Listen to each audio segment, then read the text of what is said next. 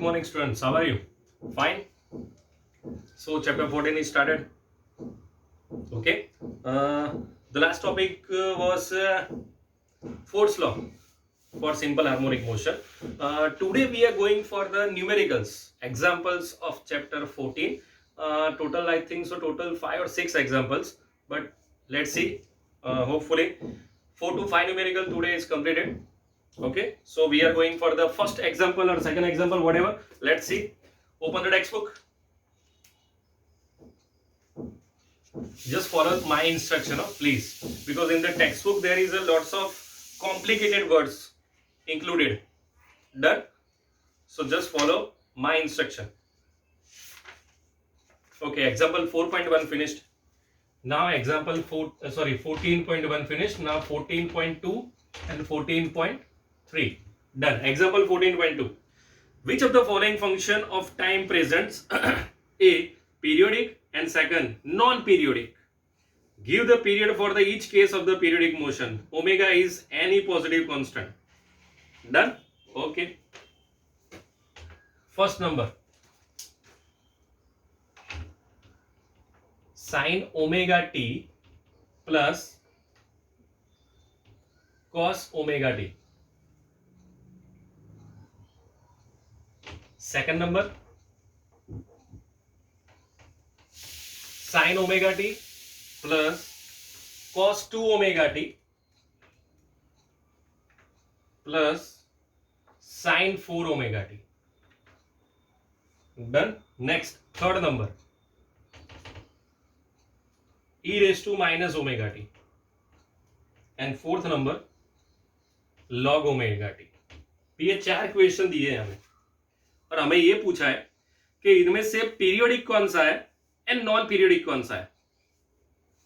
Periodic कौन सा है एंड नॉन पीरियोडिक कौन सा है. ठीक है, चलो तो अभी स्टार्ट कर रहे हैं हमें. ओके, ट्री को कंप्लीट मैथ्स वालों से पूछ रहा हूँ. ट्री को कंप्लीट हो गया आपका? उसमें बहुत सारी फॉर्मूलाज है, वो सब आपको लाइफ टाइम आएगी. जब तक आप पढ़ेंगे तब तक वो फॉर्मूला आएगी. आप फिजिक्स मैथ सब में, तो वो तो आपको बाय हार्ट याद रखनी है. और बायोलॉजी वालों के लिए वो थोड़ा मुझे एक्सप्लेन करना पड़ेगा थोड़ा डिटेल में. एक फॉर्मूला है मेरे पास मतलब मैथ्स में एक फॉर्मूला है, साइन अल्फा प्लस बीटा. तो ये फॉर्मूला का आंसर क्या पता है? Sine alpha cos beta cos alpha sign beta. इसका आंसर ये है. अभी मुझे इस इक्वेशन को इस फॉर्म में कन्वर्ट करना है. ध्यान से, स्पेशली फॉर बायोलॉजी के लिए थोड़ा ज्यादा एक्सप्लेन करना हूं, अदरवाइज मैथ्स वालों को तो पता चल ही जाएगा. ओके, तो ध्यान से आपको ये याद रखना है कि इसका आंसर ये है. ओके, तो अभी देखो मैं क्या कर रहा हूं यहां पे.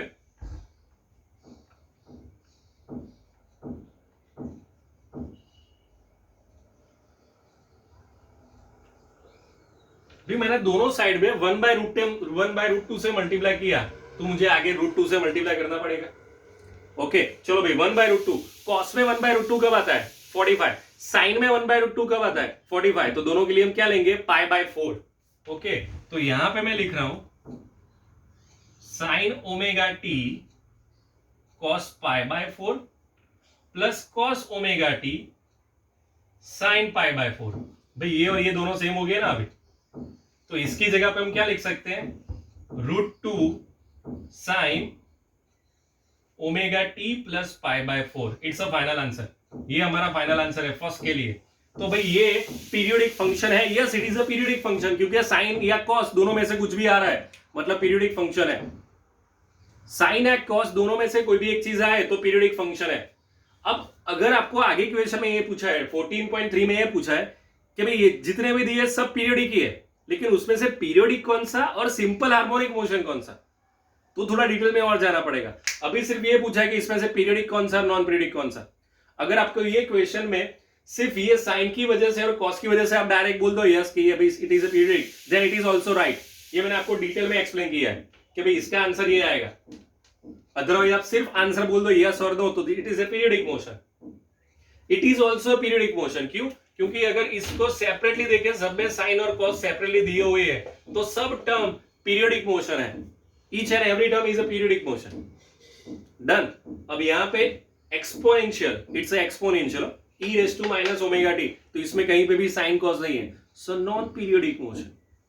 लॉग ओमेगा टी थी, इसमें भी साइन और कॉस नहीं है, एटलीस्ट टेन भी नहीं है, टेन को बाजू में रखो, साइन कॉस नहीं है। Okay, so it is a non periodic motion. Okay, so it is a yes, no, no, और इसमें भी आंसर क्या आएगा, यस। समझ में आ रहा है अभी यहां तक आपको? एग्जाम्पल 14.2 कंप्लीट, लॉक किया जाए। Okay, so it is your final answer, 14.2 का final answer. Okay, one more thing, अंदर ये भी पूछा था कि उसका पीरियोडिक टाइम कितना। तो अगर आपके पास पीरियोडिक मोशन है तो एक सिंपल उसका periodic time 2 pi by omega ही आएगा। तो यहां पे भी 2 पाई बाय ओमेगा, यहां पे भी 2 पाई बाय ओमेगा, यहां पे कुछ नहीं, यहां पे भी कुछ नहीं। क्यों? Because it is a non periodic motion. तो पीरियोडिक मोशन है ही नहीं, तो पीरियोडिक टाइम कहां पे आएगा? समझ में आ रहा है? मतलब यहां पे कुछ नहीं मिलेगा हमें, और यहां पे दोनों में 2 पाई बाय ओमेगा। ठीक है, डन। क्यों? Because T equal to 2 pi by omega, उसकी वजह से। डन। चलो, तो ये था हमारा 14.2। Now next question is 14.3। अब उसमें ये पूछा है कि हमें जो क्वेश्चन दिए गए हैं उसमें से सब पीरियोडिक मोशन ही है, लेकिन उसमें से पीरियोडिक मोशन कौन सा और सिंपल हार्मोनिक मोशन कौन सा, ये पूछा है। Which one is periodic and which one is simple harmonic motion. क्योंकि अब जो भी दिए सब पीरियोडिक मोशन ही दिए हमें।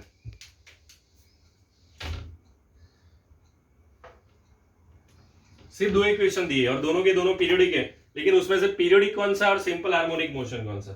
So first one is sine omega T minus cos omega T, and second number sine square omega T. Okay,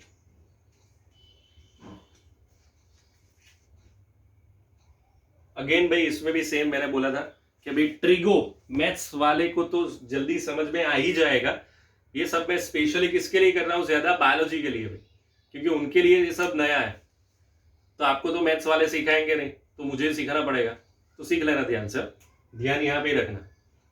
okay, तो अभी मैंने एक फॉर्मूला लिखी थी साइन अल्फा प्लस बीटा, उसका आंसर क्या था, sine alpha cos beta plus cos alpha sign beta. अभी मैं दूसरी फॉर्मूला लिख रहा हूं, साइन अल्फा माइनस बीटा। पहले मैंने प्लस लिखा था, अभी ये माइनस लिखा मैंने। Sine alpha cos beta minus sign beta cos alpha. तो अभी यहां पे मुझे ये वाला यूज करना है, उसके पहले जैसे ही करेंगे 1/√2 से मल्टीप्लाई और 1/√2 से डिवाइड करेंगे। ठीक है, तो चलो यहां पे हो जाएगा 1/√2 sign omega T minus 1/√2 cos omega T. अब यहां पे पाई बाय 4 हो जाएगा, तो पहले जैसे ही साइन ओमेगा टी माइनस पाई/4, इट्स अ फाइनल आंसर। सबसे पहले मैं आपको इक्वेशन डिराइव करके देता हूं, फिर डिसाइड करते हैं which one is periodic, which one is simple harmonic motion. Okay, चलो भाई ये इसका आंसर आ गया। अभी हमें सेकंड के लिए करना है, तो सेकंड के लिए भी एक फॉर्मूला है।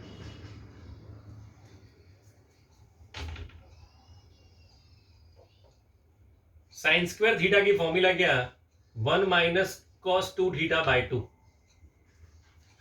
1 माइनस कॉस 2 थीटा बाय 2। तो यहां पे भी अभी ऐसा ही हो रहा है, साइन स्क्वायर ओमेगा टी, तो उसका आंसर क्या आएगा, 1 minus cos 2 omega T upon 2। Please गलती से भी ये दोनों 2 कट नहीं होंगे भाई, ये कॉस के साथ 2 है और ये नॉर्मल 2 है, तो दोनों कट नहीं होंगे, हमें ऐसे ही लिखना पड़ेगा 1/2 minus 1/2 cos 2 omega T. It's a final answer. ये कट मत करना भाई, वरना आप कट हो जाएंगे, मतलब आपके मार्क्स कट हो जाएंगे। कंफर्म, श्योर, लॉक किया जाए।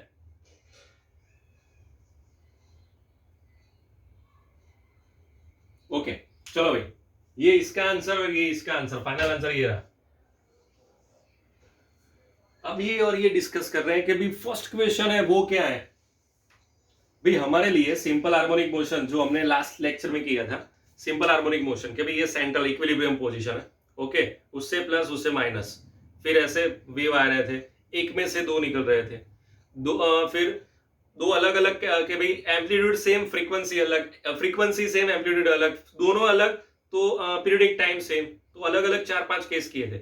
उन सब में एक फाइनल आंसर आया था y equal to A cos omega T plus five, cos और साइन वट एवर, अगर मैं पाई बाई 2 कर दूंगा तो कॉस की जगह पे साइन हो जाएगा, 10th में आता था। तो A cos omega T plus five मतलब ओमेगा टी प्लस फाइव आना चाहिए और साइन और कॉस होना चाहिए।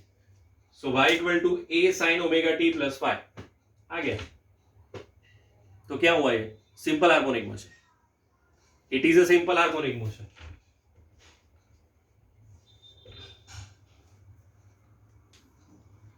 पीरियोडिक मोशन नहीं है, वो पीरियोडिक मोशन नहीं है, सिंपल हार्मोनिक मोशन है। देख लो एक बार ध्यान से।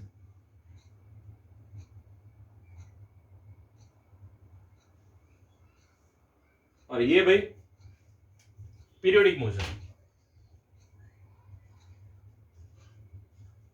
क्यों? साइन आ रहा है ना, इसलिए साइन और कॉस आ रहा है तो पीरियोडिक मोशन।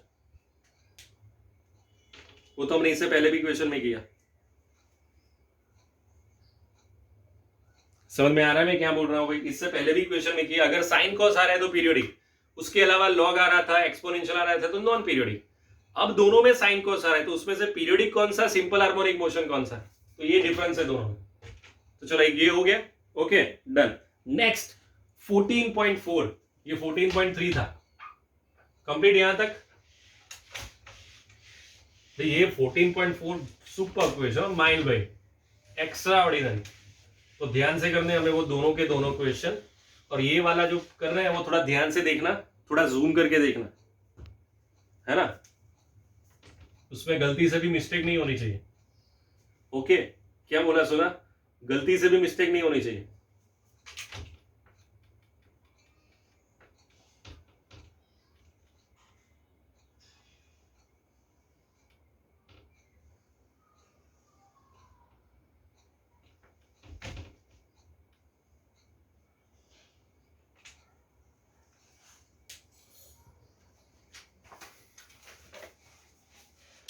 दो फिगर दिए हमें। The radius of the circle, the period of revolution, the initial position and the sense of revolution are indicated in the figure. इतना सब दिया है, हमें फाइंड आउट करना है। Obtain the simple harmonic motion of the, in short हमें equation derive करना है कि उसका इक्वेशन क्या होगा।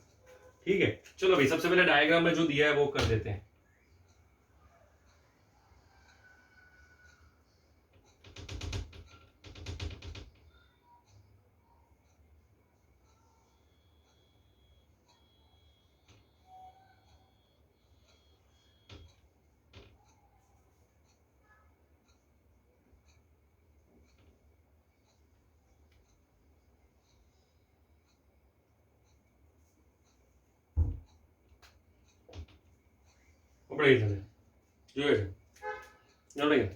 कंप्लीट यहां तक। अभी इस दोनों के इक्वेशन डिराइव करने पड़ेंगे। स्टार्ट कर रहे हैं। रेडी? कंफर्म? ओके चलो भाई, सबसे पहले यहां पे इक्वेशन ये है भाई, y equal to A cos omega T plus five. I think so इसमें एक और चीज दी होगी, एम्पलीट्यूड डायग्राम में दिया होगा, नहीं दिया है बस। तो फिर एम्पलीट्यूड को एम्पलीट्यूड ही रखना है, कुछ चेंज नहीं करना है। चलो यहाँ पे अभी ओके। अब यहाँ पे देखना भाई, जूम करके देखना, 2 pi by capital T small T plus five. अब इस डायग्राम में एंगल कितना दिया है? जो पी पॉइंट है वो हमारा एंगल है। तो यहाँ पे एंगल कितना दिया है? 45। 45 को लिखेंगे हम कैसे? सर कैसे लिखेंगे? 4 और 5। Don't write it, okay don't write it. 45 नहीं लिखना है, पाई बाय 4 लिखना है, पाई के फॉर्म में लिखना है।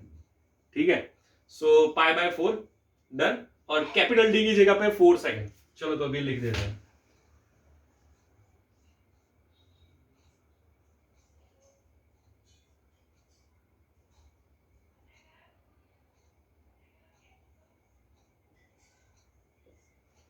To pi by T by 2 4, मतलब यहां पे पाई बाई 2 हो जाएगा।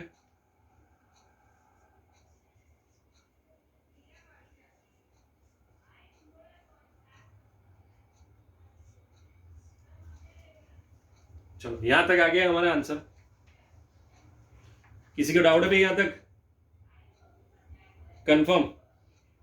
बस, तो ये हमारा final answer, it is a final answer, ये आ गया, finished.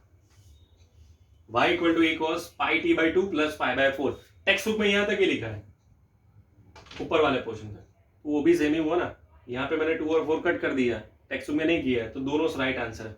So it is a final answer, finish, पट्टी करो। अभी नेक्स्ट, भाई ये भी ध्यान से देखना है आपको। अभी इसमें एंगल कितना बन रहा है वो पता है आपको? ये एंगल क्या बन रहा है? सोचो सोचो, just think about it. y equal to A cos omega T plus five, p यहां पे है, मतलब ऑलवेज जीरो से काउंट करेंगे तो कितना बनेगा 90।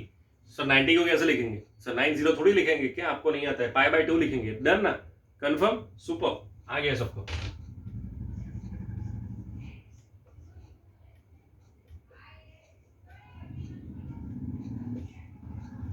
डन। चलो भाई, कैपिटल टी की जगह पे 30 सेकंड, कैपिटल टी की जगह पे 30 सेकंड,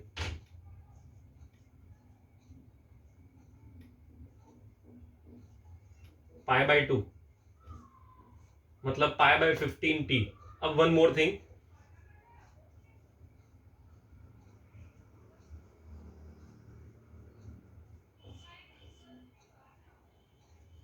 अब देखो यहां, ये हमारा इक्वेशन बना। अब 10th में आता था साइन कॉस 10 में कि अगर कोई भी पोर्शन है साइन कॉस 10 वॉट एवर, अगर पाई बाय 2 है, अगर साइन और ब्रैकेट में pi by 2 plus what ever है तो साइन का कॉस हो जाएगा, और अगर कॉस है लेकिन पाई बाय 2 प्लस एक्स है तो कॉस का साइन हो जाएगा। अभी यहां पे क्या है, कॉस, और यहां पे लिखा है पाई बाय 2, तो कॉस का क्या हो जाएगा, साइन हो जाएगा। So y equal to A sine pi t by 15, so it is a final answer. ये हमारा फाइनल आंसर। इसमें ऐसा नहीं हो रहा था, ये पाई बाय 4 था, इसलिए अगर यहां पे भी पाई बाय 2 होता तो भी ये कैंसिल हो जाता और यहां पे कॉस का साइन हो जाता। एक बार देख लो ध्यान से। ओके, कंफर्म भाई, श्योर, लॉक किया जाए, ध्यान से देख लेना।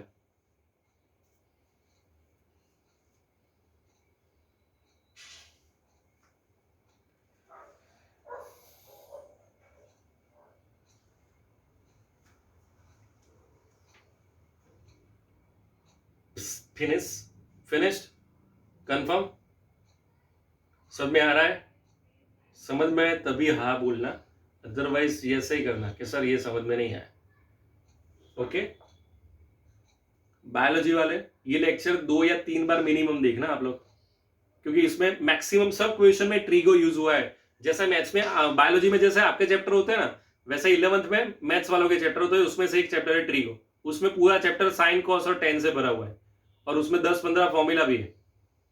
ओके, वो सब हमने यूज की थी आगे, और ये भी सब उसके कॉन्सेप्ट के हिसाब से ये सब, तो ये ध्यान रखना, ये लेक्चर ध्यान 2 बार देखना ऐसा हो तो शांति से, क्योंकि इसमें मैक्सिमम सब मैथ्स कूट कूट के भरा हुआ है, लेकिन इसमें इसलिए मैं कर रहा हूं, अदरवाइज मुझे कोई शौक नहीं है, लेकिन अंदर ये सब दिया है तो मुझे, और मैं इसलिए पूरा एक्सप्लेन कर रहा हूँ। टेक्स्ट बुक में सब डायरेक्ट लिखा है तो आपको समझ में नहीं आएगा, तो इसलिए मैं पूरा मैक्सिमम सब एक्सप्लेन कर रहा हूँ, स्पेशली फॉर बायोलॉजी, कि भाई आप लोगों को ज्यादा समझ में आए। डन, ओके, ठीक है। सो 14.2, 14.3, 14.4, now next 14.5, done.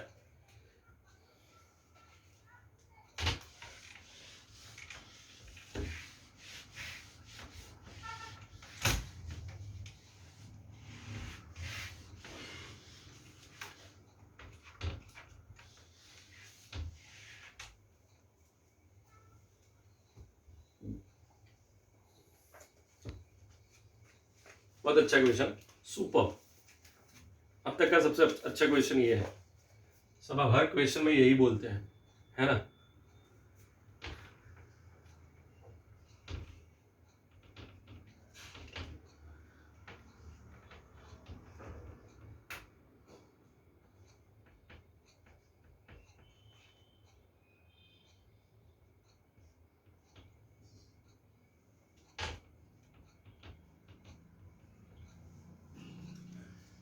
Find displacement, speed, acceleration, ठीक है। Find displacement, speed, acceleration. Start कर रहे हैं। डिस्प्लेसमेंट, भाई डिस्प्लेसमेंट तो ये जो है ना, जो दिखाई दे रहा है ना, उसमें आपको वैल्यू लिख देनी है, तो आंसर ऑटोमेटिकली उसमें आ ही जाएगा। ठीक है, चलो अभी यहां पे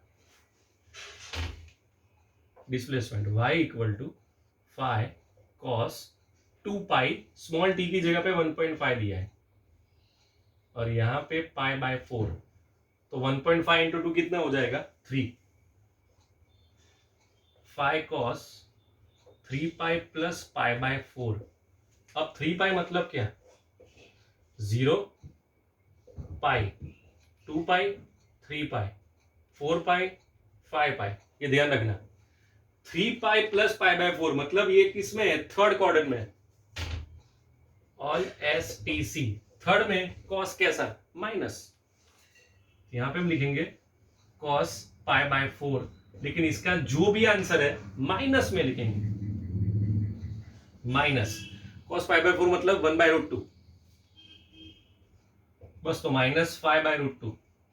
इसको सॉल्व कर दो, you got the final answer. मेरे पास कैलकुलेटर नहीं है, you know it, this is the final answer. √2 मतलब 1.41, और उसका अंडर रूट करेंगे तो 0.707, तो 5 divide by 0.707,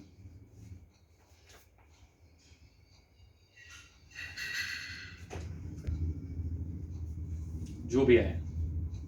confirm, okay. Next, now velocity.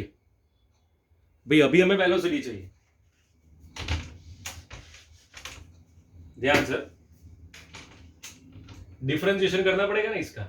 Phi cos का क्या हो जाएगा, minus sine 2 pi t plus pi by 4, और ये ओमेगा बाहर आ जाएगा, 2 पाई बाहर आ जाएगा, तो मतलब -10 pi sine 3 pi plus pi by 4, again same, all S T C. भाई थर्ड क्वाड्रेंट में साइन कैसा, माइनस, तो ये माइनस और ये वाला माइनस, तो माइनस माइनस क्या हो जाएगा भाई, प्लस हो जाएगा। ओके, सो फाइनल आंसर 10 पाई और साइन पाई बाय 4 का आंसर 1/√2, सो 5√2 पाई, या फिर कैलकुलेटर से डायरेक्ट सॉल्व कर दो, 3.14 ना, 31.4 डिवाइड बाय √2, सॉल्व कर दो, फाइनल आंसर आ जाएगा। वेलोसिटी मीटर पर second, and the third number is acceleration. Acceleration में जब हमने डेरिवेशन किया था तब एक फॉर्मूला बनी थी -ω²y, -ω²y। तो अभी y कितना है, ये रहा y, और ओमेगा कितना है,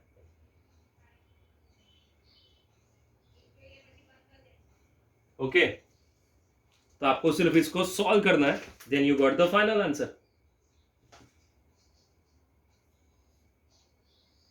ओके, y कितना है, -5/√2, और ये कितना है, minus minus cancel, so 4 pi square 5/√2, solve कर दो, आंसर आ जाएगा। फिर देख लेना सेंटीमीटर पर देख सकते हो, मैं ही देख लेता हूं, चलो। यस, कुछ दिया नहीं है, मतलब मीटर पर सेकंड स्क्वायर, और यहाँ पे मीटर। अगर यहाँ पे पीछे सेंटीमीटर दिया होता तो यहाँ पे सेंटीमीटर, यहाँ पे सेंटीमीटर पर सेकंड, यहाँ पे सेंटीमीटर पर सेकंड स्क्वायर। कंफर्म, श्योर, समझ में आ रहा है भी आज के लेक्चर में जो भी किया वो लॉक किया जाए। Got it, okay. So 14.2, 14.3, 14.4 and 14.5 finished. आज के लिए इतना ही, ओके, सी यू।